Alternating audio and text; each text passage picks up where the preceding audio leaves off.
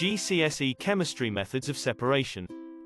Welcome. Are you excited for a fun learning session? Make sure you have your book and a pen before we start. Today you will learn about paper chromatography. Paper chromatography. Chromatography is a method of separating mixtures depending upon their solubility and their size. When setting up a paper chromatography, there are a couple of things to consider. Solvent. This is what the mixtures will be dissolved into and be pulled up the paper. Pencil line. The starting point of the mixtures must be known and it must be in pencil, or it can be moved by the solvent too. Pencil line and samples must be above the level of the solvent, or the samples will dissolve into the solvent and not up the paper. The mobile phase is the solvent. This is the part of the experiment that moves. The stationary phase is the paper. This is the part that stays still. As the solvent moves up the paper, the solvent front is the progress that the solvent makes.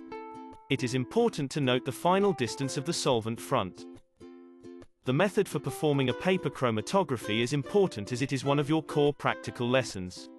Make sure to pause and read this and check out the paper chromatography experiment video for more details. The RF value is a number that is always less than 1. This number can be used to identify unknown compounds. It is calculated by dividing the distance that HTE compound has moved from the starting pencil line by the distance that the solvent has moved.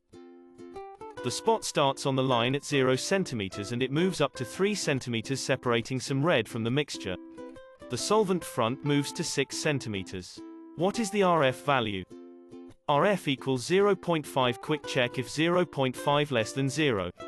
If your answer is more than 1, you have made a mistake.